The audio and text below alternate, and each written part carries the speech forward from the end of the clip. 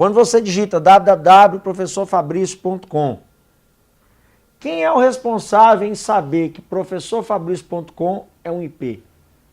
Porque eu posso digitar lá o endereço www.sitenãoexiste.com, que não vai aparecer site. Então como é que ele sabe que esse site não vai existir? Simples. Aí é o que entra o famoso DNS. Ou seja, o famoso servidor, sistema ou protocolo de nome de domínio. O que o DNS vai fazer? Vamos lá que eu vou mostrar na prática. Olha lá, cada domínio possui um registro no DNS, que define qual o endereço IP do servidor de hospedagem e o IP do servidor de e-mail que responderão por este domínio.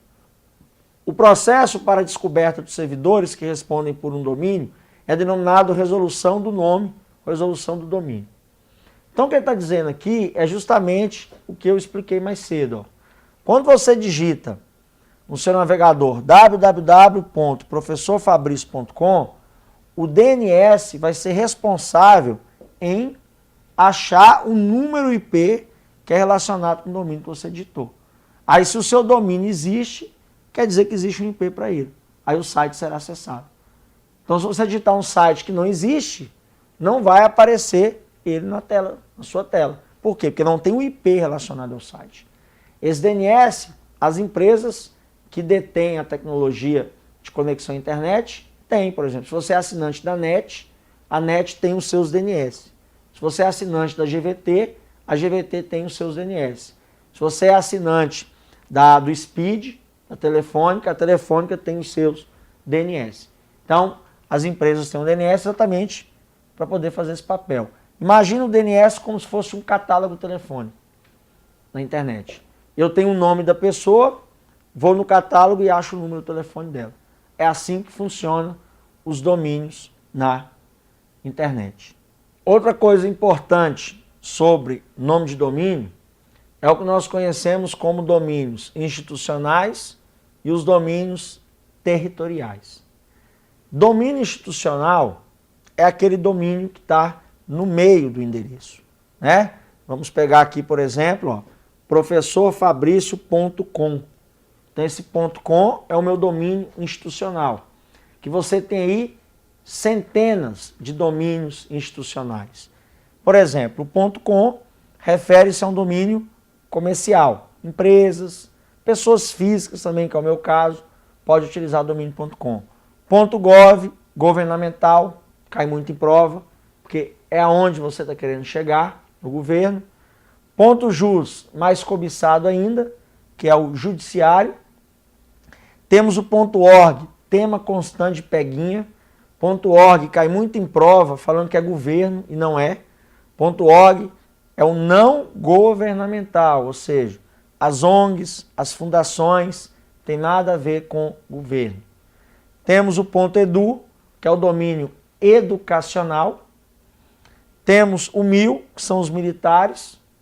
E olha só que interessante, domínio FM, radiodifusão.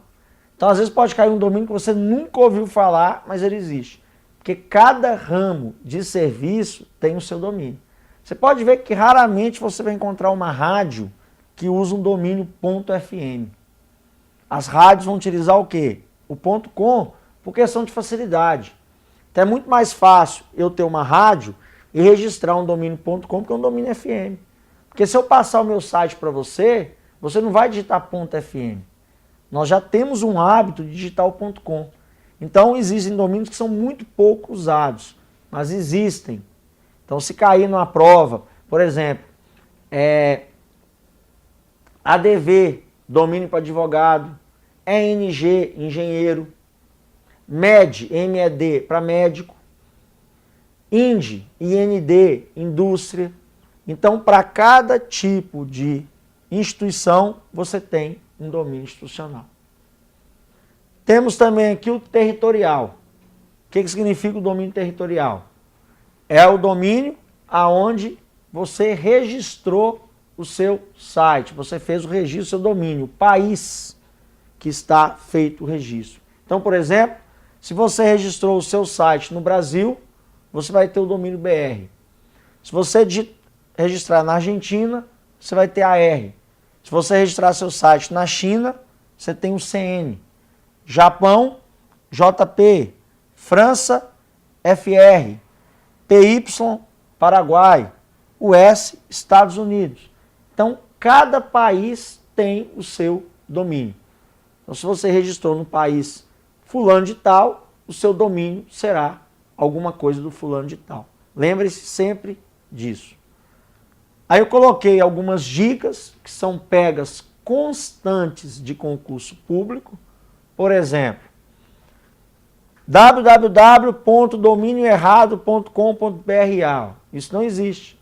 Por isso que é um domínio errado. Porque não existe domínio territorial com 3 letras. Então não tem domínio BRA, não tem domínio USA, que é USA, aí vai te instruir a seus Estados Unidos, está errado. Não tem domínio EUA, 3 letras até o momento não tem.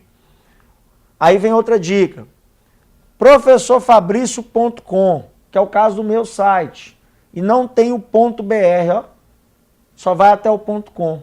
Aonde está registrado o meu site? País neutro? Não. Quando não tiver o territorial, você pode ter certeza que é domínio americano.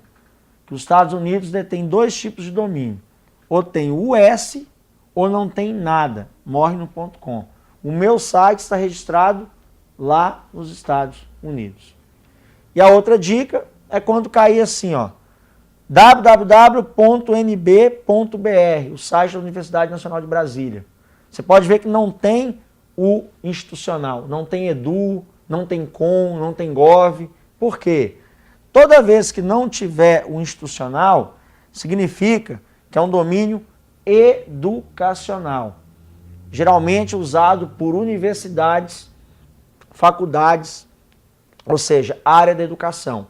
Vou dar um exemplo, por que a UNB não usa o edu, por exemplo, que é educacional, não usa o gov. Porque a UNB ela já é um domínio. A UNB ela já tem um domínio próprio. Então ficaria muito redundante o site da UNB fosse assim, ó, www.unb.unb.br. Não faz sentido.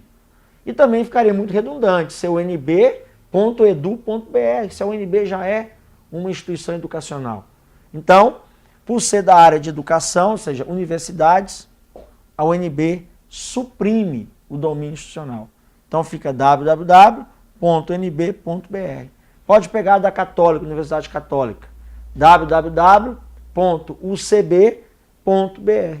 Por quê? Porque a Católica, além de ser educacional, ela já tem um domínio próprio, que é o UCB. Então, suprime e fica direto. Ok? Então essas dicas são bem interessantes e importantes para os peguinhas de concurso público.